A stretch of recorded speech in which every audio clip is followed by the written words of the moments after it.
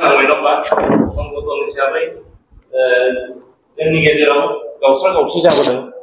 गोबां मोनसे मा होनो डिवाइड एन्ड रुल पलिसि जे एजेन्ट्सफोर हाबनानै जे एनडिएफबि मोनसेखौ दिनै मोनब्रै खालामनो हानाय दिनै जोंनि गेजेराव गावस्रा गावस्रि खालामनानै होबोदों बेहायबो जों गोबां खस्थ' मोनबाय नङा होमबा दा जोङो बेनि गेजेरजोंब्लाबो जों हारिखौ सिबिबोदों आरो हारिनि थाखाय जों दिनै मेंनाय बानाय गैयाजासे जों गसंथानानै खामानि मावबाय आरो मावै मावै जे जोङो थांनाय जे 2020 नि 27 जानुवारियाव जे बिटिआर एकर्ड जाबाय नङा होमबा एज ए होल एनडिएफबि खौ लानानै बे मोनब्रै जे ग्रुपखौ लानानै दिनै एनडिएफबि थाबाय दिनै बे जोंनि मा होनो इउबिपिअ आरो दिनै दुलाराय बर' फरायसा आफाद मोनथाम बे अर्गेनाइजेसनजों जोङो बे 2020 नि 27 तारिख जे जानुवारियाव जों एकर्ड खालामबाय आरो बेवहाय दिनै बिटिआर दिनै मुंनि मोनसे सुक्ति जाबाय आरो दिनै बिटिआरनि बाहेरायाव थानाय दिनै थिग जोंहा गवालपारा थाबाय बे गुबुन गुबुन बे जिल्लाफ्राव जेसेबां जोंनि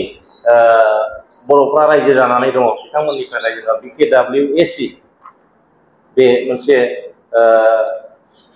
माबाखौ दिनै एकर्ड खालामफानाय जाबाय दा बेवहाय जोंनि एनडिएफबि हिसाबै दिनै बे एकर्ड खालामखांनायनि उनाव जोङो गोथां एनडिएफबि हिसाबै जोङो मोनसे सुक्ति खालामखांनायनि उनावथ' थाबाय थानो हाया नङा होमबा जोङो दिनै मा होनो सिफायनो गोनां जाबाय एकर्ड खालामखांनायनि उनाव जों आफादखौ सिफायनो गोनां जाबाय आरो दिनै सिफायखांनायनि उनाव जे गावबागाव मोनसे न' फारसे दिनै थांलायलायबाय गावबागाव मोनसे मा होनो रायजो जानायनि बा गावबागाव मोनसे थांनानै थानायनि मोनसे खाबुखौ लालायनानै जों बै समनिफ्राय जेनेबा गावस्रालायजोब्बाय गावबागाव न' थांनानै थाहैबाय खुनु मोनसे कमिउनिकेसन गैलायलायला खुनु मोनसे रायलायलायनाय गैलायलायला नङा होमबा आनि थानि जालाबायबाय नङा होमबा दिनै बे आसामाव थानाय जेसेबां जोंनि खना खनला जोंनि एक्स एनडिएफबि केडारा दिनै गोदाव सोराव मोनसे अबस्थायाव थाबाय दिनै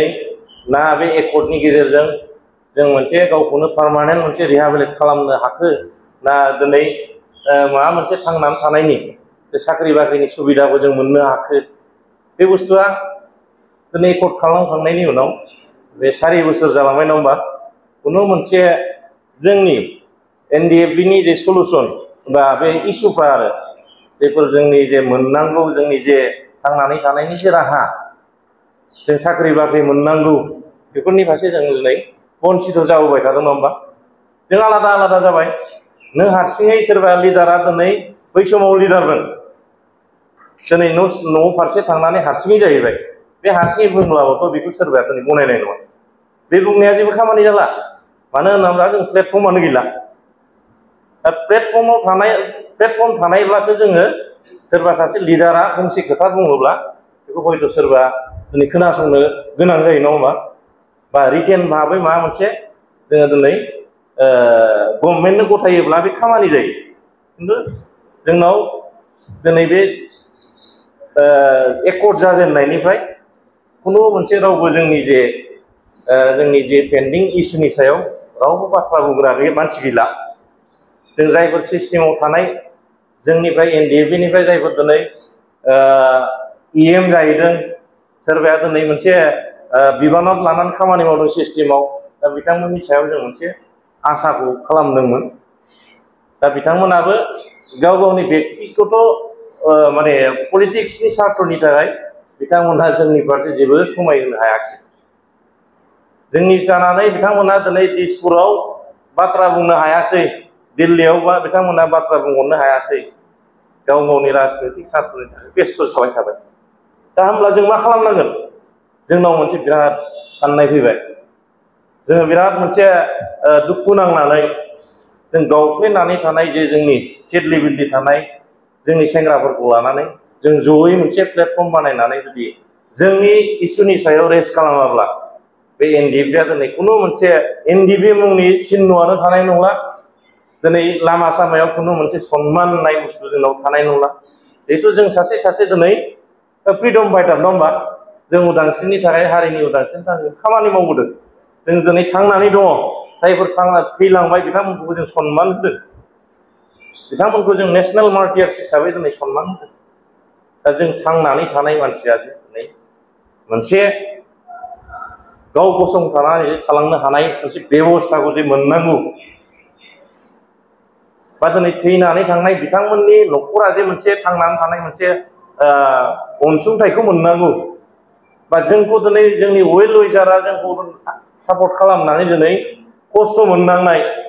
बिथांमोननि थाखायबो दिनै माबा मोनसे अनसुंथाइ मोननांगौ दा बेफोर गासै जिनिसफ्रा दिनै मा होनो थालांजोबदों दा बैफोर माबाखौ इसुफोरखौ बुरखांनानै बुंग्रा मानसि जोंनाव रावबो गैलिया दा बेखायनो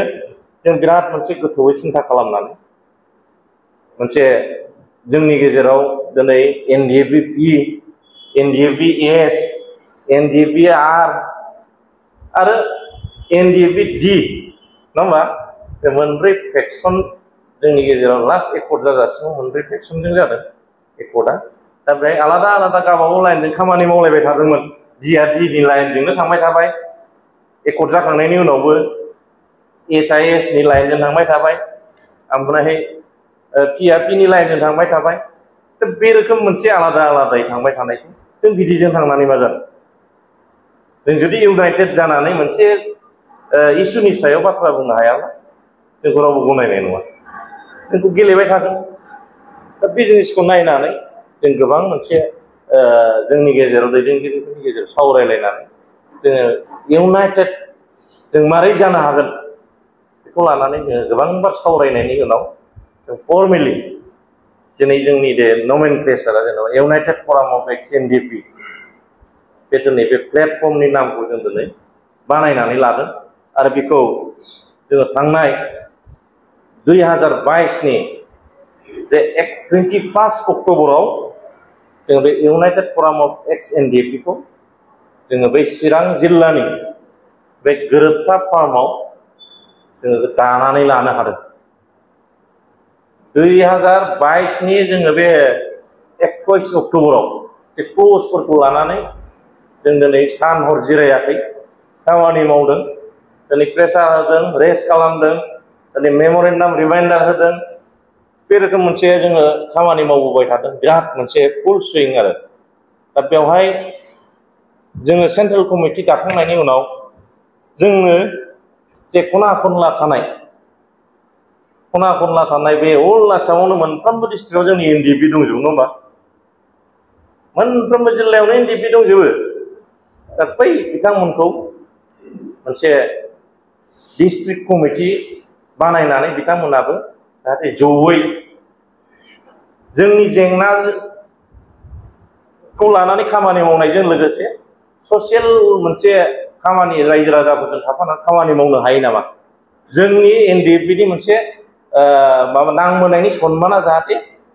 बै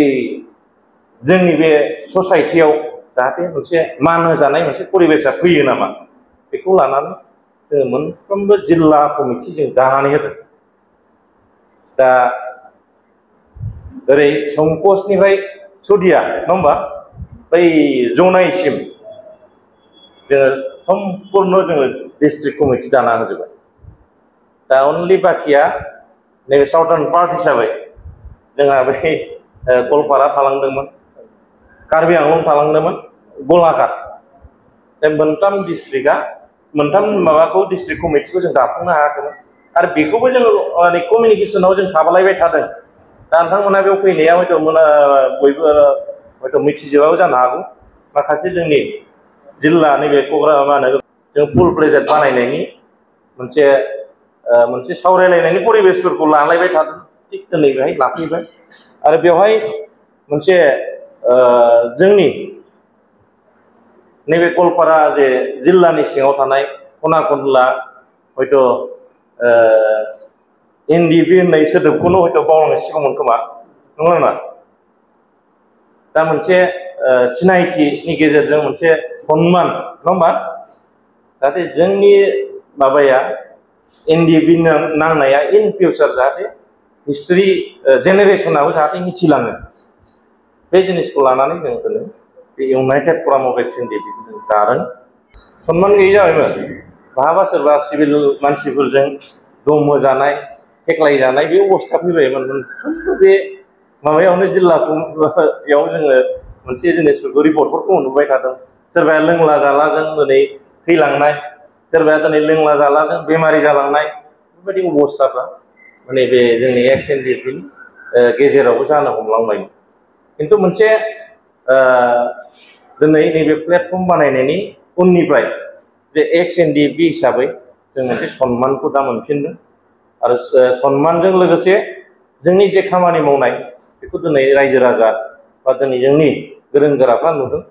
थिग दिनै गभर्नमेन्ट अफ आसाम आरो गभर्नमेन्ट अफ इन्डिया दिनै जे जोङो इउनाइटेड फराम अफ एक्स एनडिएफबि हिसाबै मोनसे रिकगनाइज खालामजाबाय। फैलायगौ नालाय नै 25 नङा होमबा? 2025 बेहाय बे बिटिआर इलेक्सना जागोन। दा बेनि गेजेराव सोरबाया दिनै खाबु गलानबो थायो नालाय,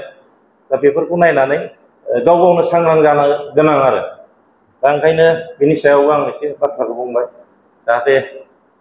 जों गाव गावनो स्टेन्डआव थानानै जोंनिफ्रायनो जों माबा मोनसे खालामनो हायो नामा नङा होमबा? बेफोरबायदि परिबेसखौसो लानानै जों आवगायनांगोन। जाहाथे मालायनि फाफ्लियाव सोनारनाय, मालायनि माबायाव सोनारनाय बे अबस्थाखौ जोङो सिगांग्रो खालामनो नाङा। जाहाथे जोंहाथ' गवालपारा जिल्ला हिसाबै नङा होमबा जथेस्थ' जों स्ट्रं जायो दा, स्ट्रं नङा होमबा? स्ट्रं जायो दासिमबो। दा बयनिबो